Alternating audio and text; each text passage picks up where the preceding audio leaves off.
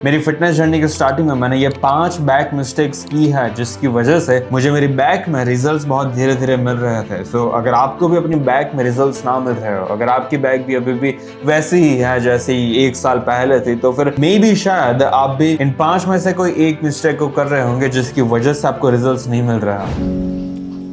पहली मिस्टेक है lack of variety. Generally जब भी हम लोग बैक की कोई भी एक्सरसाइज को चूज करने का टाइम आता है तो फिर हम लोग या तो लैट पुल डाउन चूज करता है या तो फिर cable rows and T bar rows. इन्हीं सारी 2-3 एक्सरसाइज को हम लोग हमेशा परफॉर्म करते रहता है, लेकिन हमारे मन में कभी भी ये थॉट नहीं आता कि मे बी शायद अगर हम ज्यादा वेरिएशंस ऐड करेंगे तो फिर अच्छा रहेगा। लेकिन इस चीज को भी लोग मिसअंडरस्टूड कर डालते हैं कि वेरिएशन का मतलब ये नहीं है कि आपको हजारों एक्सरसाइजेस ऐड करनी है अपने रूटीन में। वेरिएशन का मतलब ये है कि आपको कभी कभी बारबेल बेंट ओवर रोज जैसे एक्सरसाइज भी कर लेनी चाहिए। एंड बारबेल बेंट ओवर रोज में मेन दिक्कत ये आती है कि कई सारे लोगों को इसके एग्जैक्ट टेक्निक का पता नहीं चलता। लोग थोड़ा ज्यादा बैंड हो जाते हैं, कुछ लोग बहुत कम बैंड होते हैं। इन सारी चीजों की वजह से लोग properly barbell bent over rows जैसे एक्सरसाइज परफॉर्म नहीं कर पाते। Barbell bent over rows and dumbbell rows ये दोनों ही ऐसी एक्सरसाइज है जिसमें आपको बहुत ध्यान रखना पड़ता है कि आप बहुत ज्यादा वेट ना उठाना लगो, क्योंकि barbell bent over rows and dumbbell rows के अंदर अगर आपने ज्यादा वजन उठा लिया तो फिर आपकी जो कोर स्ट्रेंथ होगी वो भी उसके साथ कैचअप करती होनी चाहिए। आपके पैरों के अंदर भी जान होनी चाहिए, क्योंकि अगर आपके पैर ही स्ट्रांग नहीं होंगे तो फिर आप प्रॉपरली उस वेट को मूव नहीं कर पाओगे। इसलिए ये बहुत इंपॉर्टेंट है कि जब भी आप बारबेल बेंट ओवर रोज को अपने रूटीन में ऐड करो तो फिर आपकी जो कोर स्ट्रेंथ है एंड आपकी जो लेग स्ट्रेंथ है वो भी अच्छी खासी होनी चाहिए। एंड मान लीजिए कि अगर आपको बारबेल बेंट ओवर रोज में कुछ खास अपनी बैक फील ना होती हो तो फिर इसे ऐड करने की कोई जरूरत नहीं है। एंड अगर आपको सीखनी हो कि बारबेल बेंट ओवर रोज किस तरह से परफॉर्म की जाती है तो फिर आपको 2 या तो फिर 3 हफ्ते में 1 बार 1-2 बार आप कर सकते हो, लेकिन हर एक बैक के सेशन में आपको बारबेल बेंट ओवर रोज को ऐड करने की कोई जरूरत नहीं है। सो अगेन आपको वैरायटी ऐड करनी है, लेकिन ऐसे एक्सरसाइजेस अपने हर एक बैक के सेशन में ऐड मत करना जिसको आप प्रॉपरली परफॉर्म भी नहीं कर पाते एंड आपको proper mind muscle connection feel ना होता हो। अगर आपको ऐसी कोई 3-4 एक्सरसाइजेस है, so for example T bar rows, lat pull downs, cable rows and फिर लैट पुल डाउन्स में अलग अलग तरह के grip, machine lat pull downs, ऐसी सारी जो भी एक्सरसाइज है जिसमें आपको अपनी बैक असल में फील होती हो, तो फिर अगर आप सिर्फ उन्हीं सारी एक्सरसाइजेस को maximum like 80 to 90% of the time follow करोगे एंड फिर 10 to 20% ऑफ द टाइम आप इस तरह से बारबेल बेंट ओवर रोज जैसी कॉम्प्लेक्स एक्सरसाइज को भी अपने रूटीन में ऐड कर सकते हो।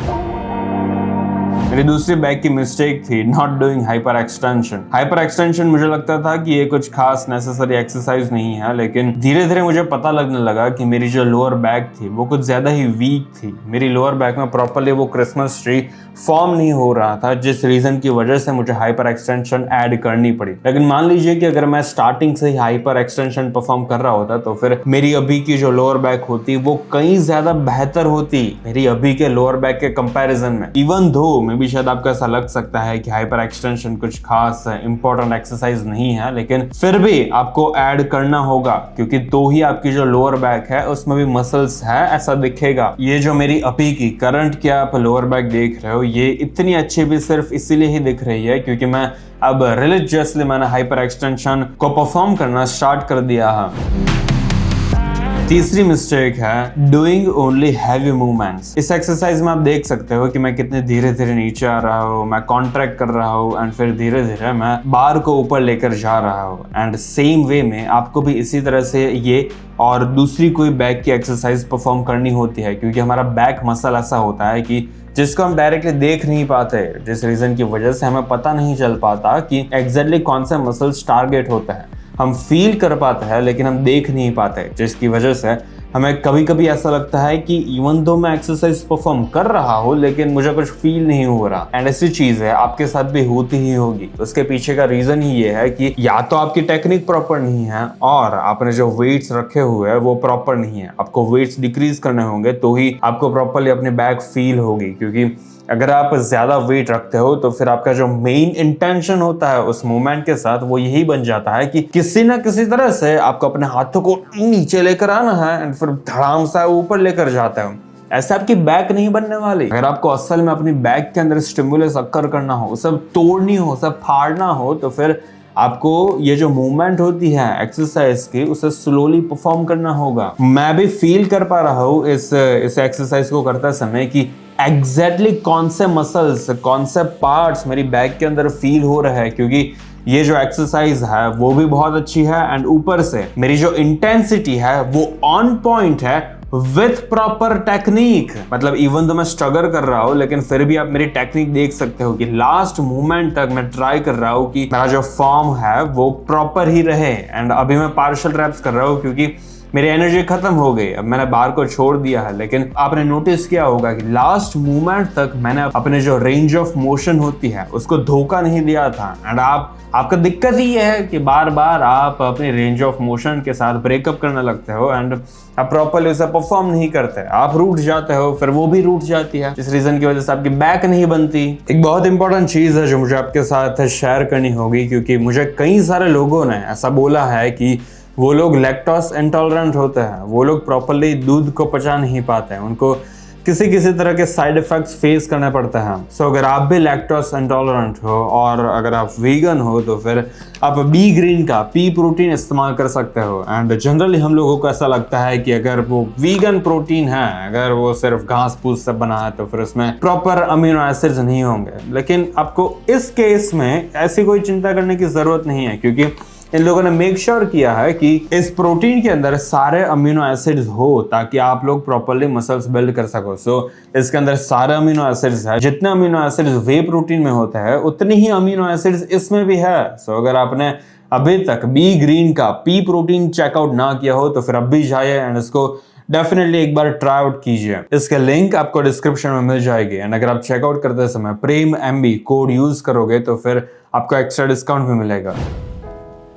चौथी मिस्टेक है, मिस्टेक तो नहीं कह सकता लेकिन एक क्वेस्ट के ऊपर था मैं कि क्या मुझे डेडलिफ्ट करनी चाहिए या नहीं करनी चाहिए, क्योंकि कई सारे लोग ऐसा बोलते थे कि डेडलिफ्ट करनी चाहिए, बैक के लिए अच्छी होती है, कॉन्ट्रैक्शन मिलता है, हाइपरट्रॉफी क्रिएट होती है। लेकिन प्रैक्टिकली सोचने की ट्राई की कि जब मैं डेडलिफ्ट करता हूं तो फिर एग्जैक्टली मेरी बैक कितनी कॉन्ट्रैक्ट होती है, कितना आइसोलेट होती है एंड कितनी मैं इसेंट्रिक मूवमेंट परफॉर्म करता हूं। अगर आप भी सिर्फ इस चीज को अपने बैक के अंदर भी इमेजिन करोगे तो भी आपको पता चल जाएगा कि आपकी जो पूरी बैक होती है वो डिस्ट्रॉय तो होती है, लेकिन उसके साथ साथ आपको एक भयंकर लेवल की फटीग भी फील करनी पड़ती है। आपको वो महसूस होती है कि आप तड़प रहे हो। अब मान लीजिए कि आप एडी हॉल हो तो फिर आप कर सकते हो, मैं कौन होता हूँ आपको बोलने वाला कि आपको डेडलिफ्ट नहीं करनी चाहिए। लेकिन अगर आप बॉडी बिल्डर हो तो फिर आपको ये फाइंड करना है कि क्या आपको डेडलिफ्ट करनी चाहिए या नहीं करनी चाहिए।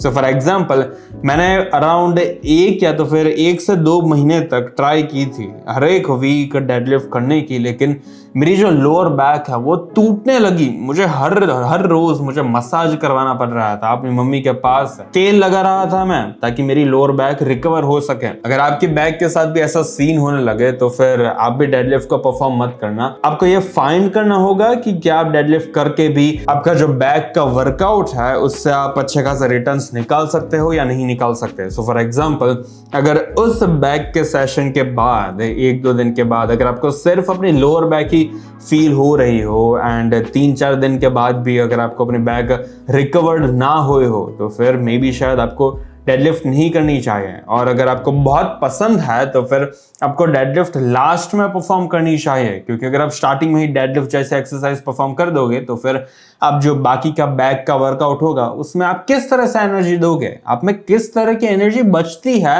डेडलिफ्ट करने के बाद। अगर आप में बचती है तो फिर मे बी शायद आप प्रॉपर्ली डेडलिफ्ट नहीं लगा रहे हो एंड आप अच्छी खासी भयंकर वे में डेडलिफ्ट लगा रहे हो एंड फिर अगर आप बैक का एक्सरसाइज जैसे तैसे करके बस कर डालते हो तो फिर आपको सही में लगता है कि आप असल में अपने बैक के मसल को प्रॉपर्ली तोड़ पाओगे। इसलिए ये बहुत इंपॉर्टेंट है कि आपको खुद ये फाइंड करना होगा कि डेडलिफ्ट आपको ऐड करनी चाहिए या नहीं करनी चाहिए। एंड अगर आपको ये फाइंड ना करना हो तो फिर मत करना, अगर आप नहीं भी करोगे तो भी चल जाएगा। मैंने आज तक कभी भी डेडलिफ्ट नहीं की, सिर्फ उन 1-2 महीने तक मैंने डेडलिफ्ट की थी, फिर मुझे पता चल गया था कि ये चीज मेरे लिए नहीं है।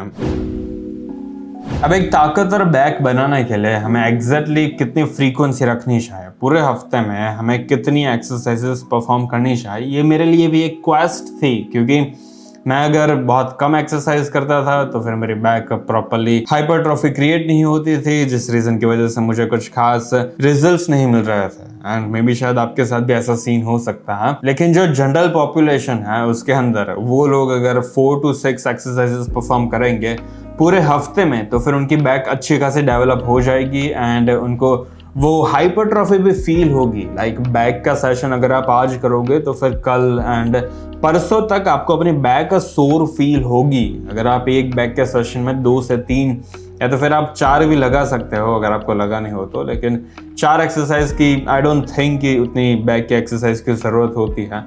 अगर आप push pull leg routine follow कर रहे हो तो ऑब्वियसली, अगर आप प्रो स्प्लिट कर रहे हो तो फिर आपको हर बैक के सेशन में 4 एक्सरसाइजेस परफॉर्म करनी ही होगी एंड उसके साथ साथ आपको हाइपर एक्सटेंशन भी परफॉर्म करनी होगी। एंड अगर आप push pull leg routine follow कर रहे हो तो फिर आप 4 to 6 एक्सरसाइज पूरे हफ्ते में परफॉर्म कर सकते हो। अब एक और बहुत इंपॉर्टेंट चीज है, जब भी आप अपनी बैक को फ्लेक्स करते हो तो फिर आपके जो रेडल्स होते हैं वो बहुत ताकतवर दिखते हैं। अगर आपके रेडल्स हो तो, अगर आपके रेडल्स नॉन एग्जिस्टेंट है तो फिर भूल जाओ कि आपके शोल्डर में इस तरह का कोई 3D इफेक्ट आएगा। इसलिए अगर आपको भी ये इफेक्ट्स चाहिए, अगर ये 3Dनेस चाहिए तो फिर अपने जो रेडल्स है उसके ऊपर भी प्रॉपरली फोकस करना। एंड रेडल की एक बहुत अच्छी एक्सरसाइज है जो है रिवर्स बैक डेक फ्लाइज। ये वन ऑफ द सबसे बेस्ट एंड OG एक्सरसाइज है रेडल्स के लिए। अगर आप अभी तक ये परफॉर्म नहीं की है आपने, अगर आप बिगिनर हो तो फिर